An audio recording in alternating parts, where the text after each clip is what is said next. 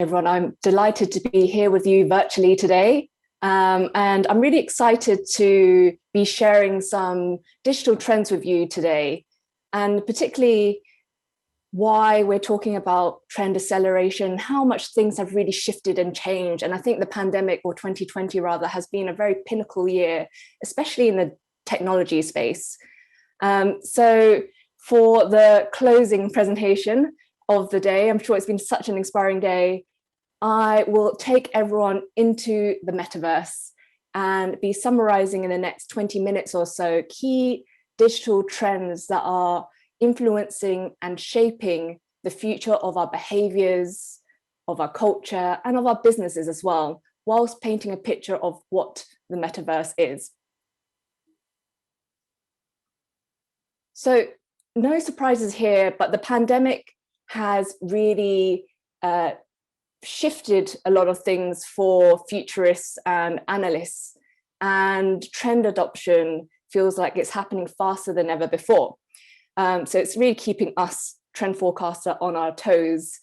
And the digital space has been at the forefront of a lot of this acceleration. And I think Verizon's CEO sums this up really well in this quote here, where he says, in 2020, one thing became very obvious very quickly. As COVID-19 began to spread around the world, we leapfrogged 5 to 7 years in the digital revolution.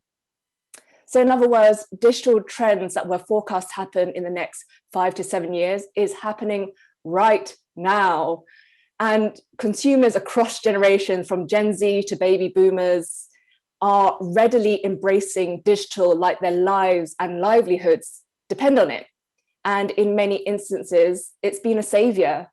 So imagine I wouldn't be here presenting to you right now for technology, and many of us wouldn't be able to work if we didn't have internet connection. So really, the virtual space has been so important. And as a trend forecaster, tracking this has been something very pivotal. And especially not just looking at technology and the digital space, but more importantly, looking at the consumer adoption. Because if consumers or people are not adopting this type of behavior or not receptive to it, really this is redundant. So there are 4 macro themes that are underpinning the direction of digital trends today. One is tech acceleration. This echoes my point earlier on the acceleration of technology. But on top of that, we're also seeing more money being invested in bettering hardware, the internet, digital experiences. So there's a lot more fuel behind this area. And then the next is virtual worlds. So we're starting to see more digital spaces being created, digital real estate being sold, and digital worlds being made for us to dip in and out of very easily, at the touch of a button, in fact. Collective community really speaks to how we crave meaningful connections, and we're doing that by building purposeful communities. So digital has allowed us to do that on a global scale. And metaverse economies, monetary value is now being adopted in the digital sphere. So if you look at more recent phenomena, which is NFTs, non-fungible tokens, that's taken off so quickly. And that's because we're becoming more receptive to monetary exchange in the sort of crypto sphere. And now moving along, we imagine how a world when our physical and digital lives fully converge and come together. This is a type of economy that we're heading towards. So it's not going to be online, offline economies. It's really bringing these two things together in a more seamless and coherent way. So with those macro themes in mind, let's look at 10 key digital trends that are shaping our future. So here we're seeing that gamers and non-gamers alike are flocking to video games as an outlet for social interaction, which begs the question whether whether gaming is now becoming the next social media. So if you think about it, social media as it exists right now is a very isolated and solitary app and application. And you're kind of there by yourself scrolling in your own time. But now we're starting to see gaming mechanism being applied and used because it's able to facilitate in-person, real-time interactions. And this is the exciting part of it. Something here I want to share with you is from a survey last year by Xbox. And they found that 76% of UK adults think online gaming is a good way to bond and make connections with people. And 91% plan to continue to talk to others digitally post-pandemic to supplement in-person conversations. So connecting, communicating in gaming and in the digital world is becoming more commonplace. That, again, that's not necessarily a huge surprise, but this is also why we're seeing these interesting combinations when it comes to these platforms merging together. So Sony recently invested in Discord, which is a community building application for gamers, typically. And now Sony is integrating that into their PlayStation network. Amazon has Twitch, and Epic Games purchased the social video app House Party back in 2019. So you can kind of see the pattern here of these things merging together. So this example is quite a fun one. Rec Room is a company that merges social and gaming platform together. So the startup raised 100 million in funding last March, and the co-founder has commented that, gaming is proving to be a true social platform. So the idea of how it's up-leveling what social truly means, and it means it's making it more interactive, real-time, and just more seamless as well. So staying on the topic of gaming, so we've really noticed how gaming has really accelerated, but more importantly, we've really picked up on gaming is no longer just for gameplay. It's not just for entertainment. And now we're starting to see traditional gaming spaces and capabilities are transforming venues where people can virtually gather together for community, entertainment, business. So here I'm trying to bring your attention to things like music festivals, thought leadership summits, and product launches as well.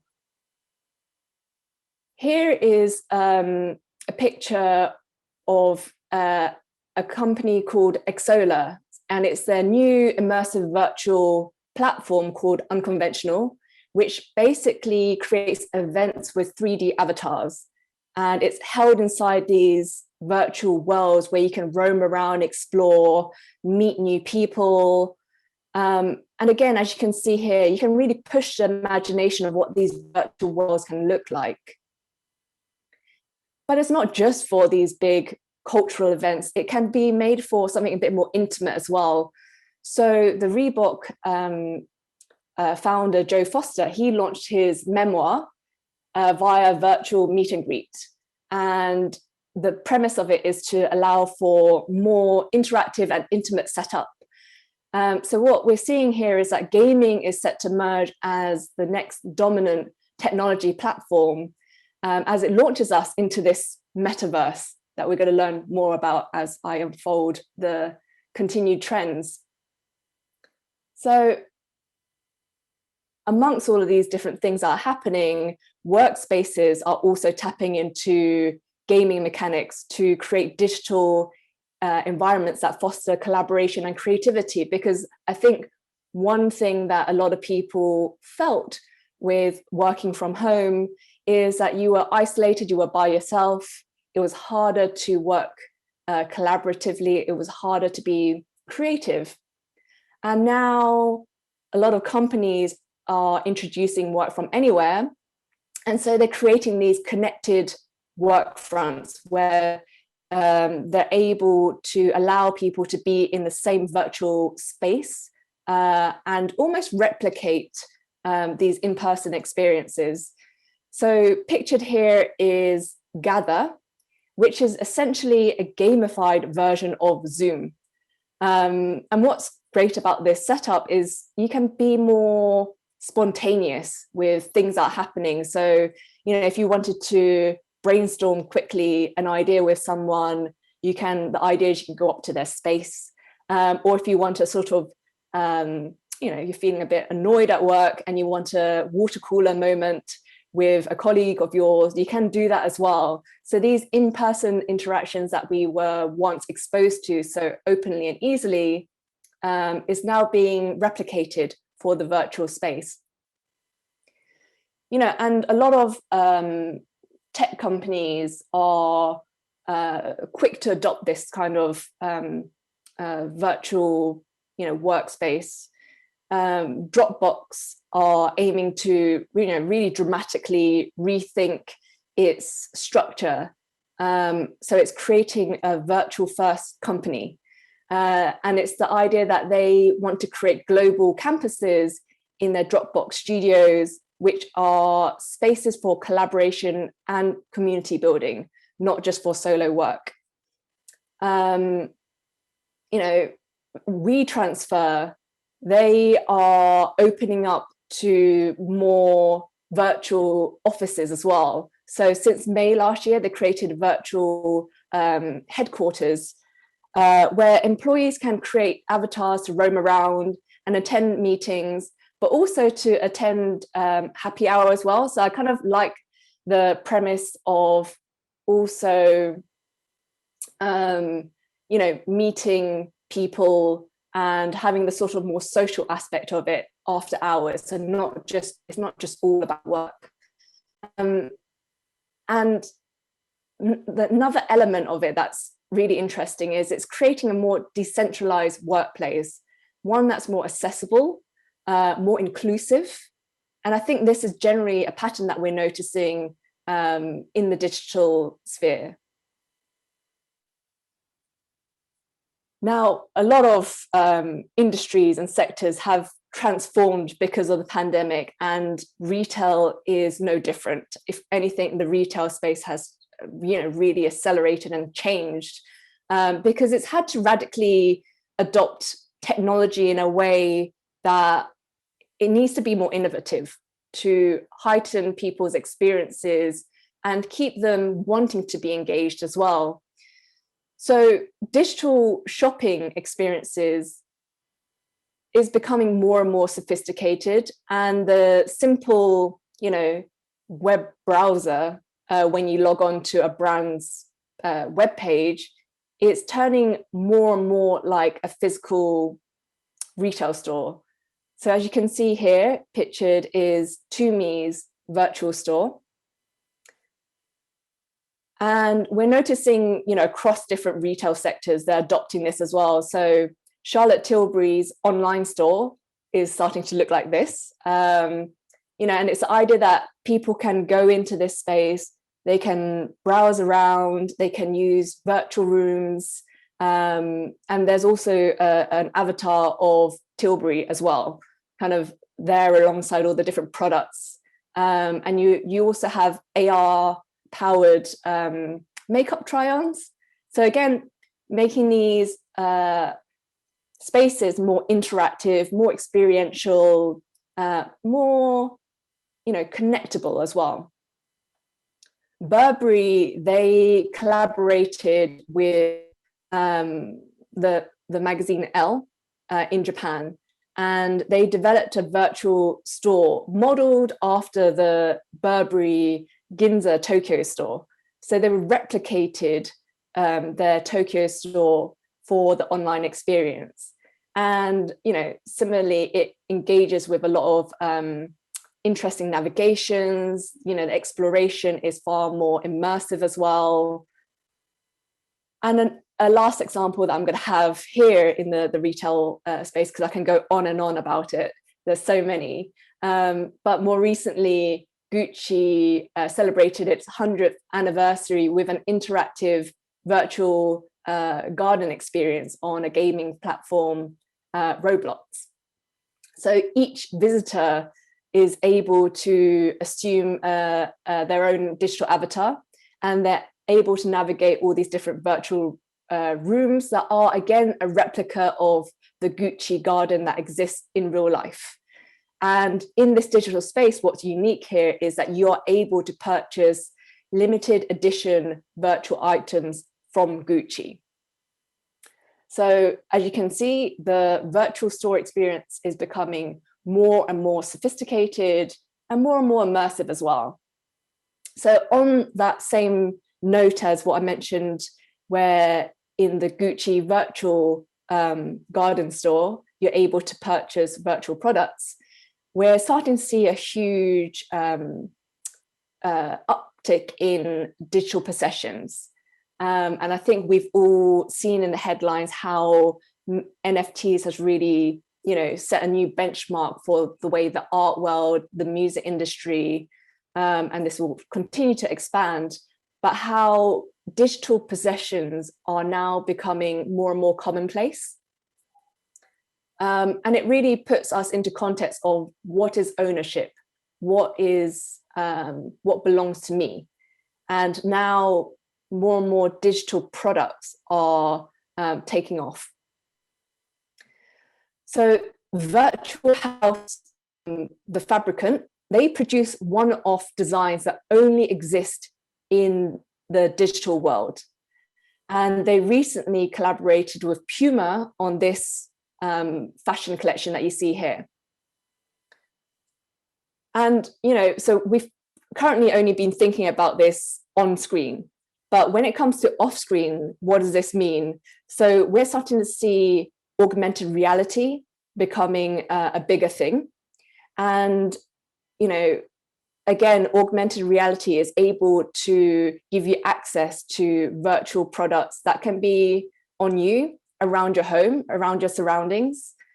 So it's a merge of the sort of physical and online experience.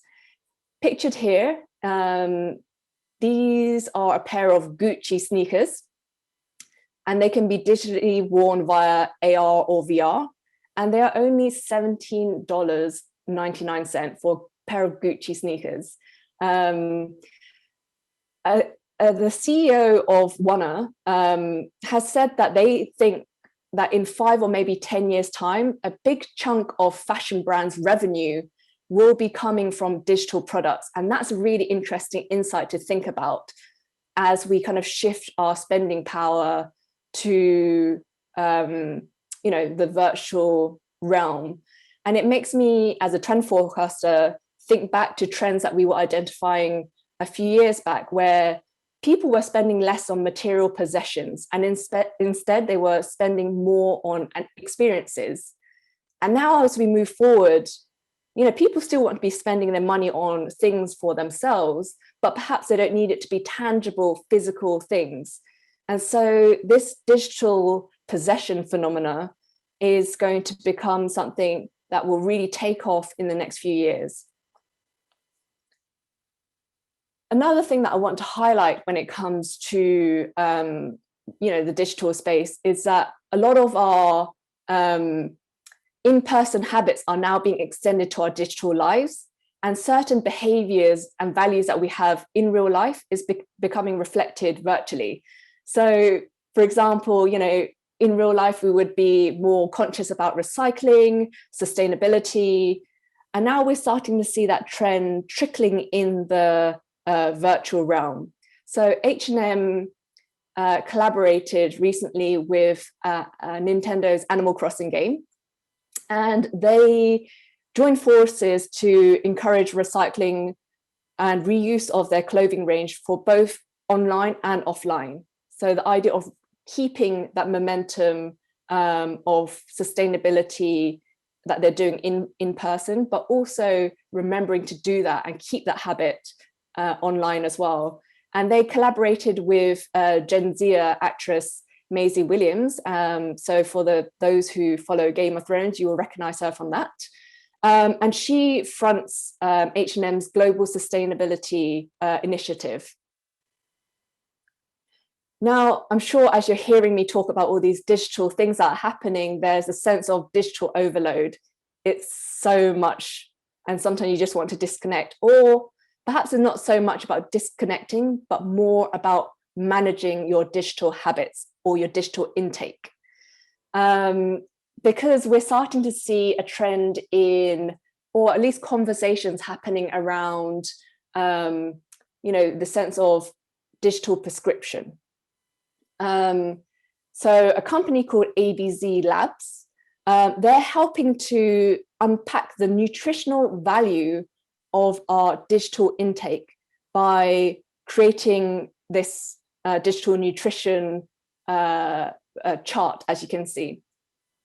And the idea is, think of it as healthy dieting, but for digital consumption. So really, as you would do with like a food diet, you're doing this with digital intake.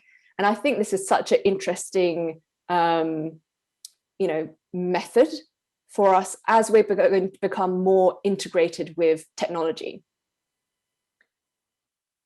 Now, augmented living, as you can see, we are increasingly living a life where we don't think about online, offline, physical, digital, IRL, URL. It's, increasingly becoming blurred into one big augmented life. And this realtor in California, I think, has done something really interesting where they are selling a real property and also an NFT version of it as well. So the auction, so they're putting this up on auction as property, and it's the idea of, someone being able to own both the physical place and also the digital place as well. Now, moving on, the idea of using digital in a way that can help enhance our physical businesses is becoming more being sophisticated, shall we say. Now, more companies are creating digital twins of companies. So there's a technology company called NVIDIA, and they're creating a virtual world that is a digital twin of our own, according to their CEO, Jensen Huang.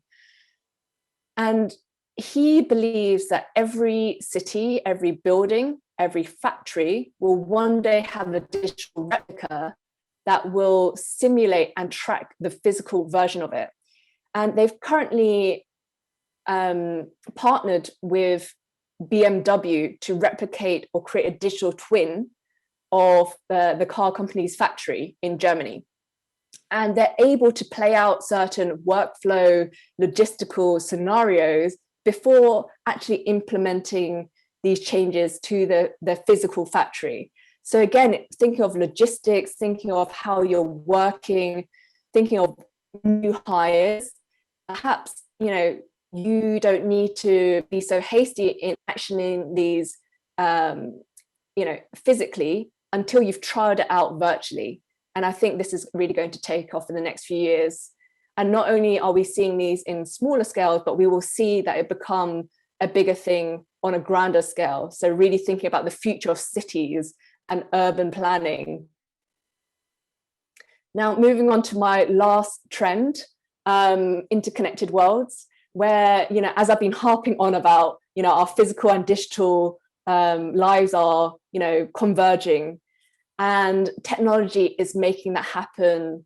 And a great example of that is Microsoft Mesh. So it is a new mixed reality platform powered by Azure, and it allows people in different physical locations to join their collaborative and shared holographic experiences. And you're able to do that on multiple devices, because again, you don't want to feel like you're confined to using certain technologies. So here's a great example of someone in person is connecting with someone somewhere else, their colleague perhaps, and they're working on something together collaboratively. And I think this is really what's going to excel when it comes to content sharing, creation. You know, it's almost like you're teleporting to a different place where you are there in this space and you're sharing it together. So, you know, as you can see, we're really connecting, we're living, and we're working in a whole new capacity, thanks to the digital revolution. And just a final note, you know, to end this presentation on a quote where I think it really captures the metaverse that we're in the midst of creating. The future of the metaverse is ultimately about the fusion of virtual and physical world, where it's coming together. And the metaverse has been dubbed the new internet. You know, and as we move forwards to create this, it needs to be something that's very inclusive, very people-centric, and it will enhance our businesses and everyday lives furthermore. So with that, thank you very much. I hope you feel inspired and you feel like there's a lot of interesting and exciting things to come as we move into the world of the metaverse.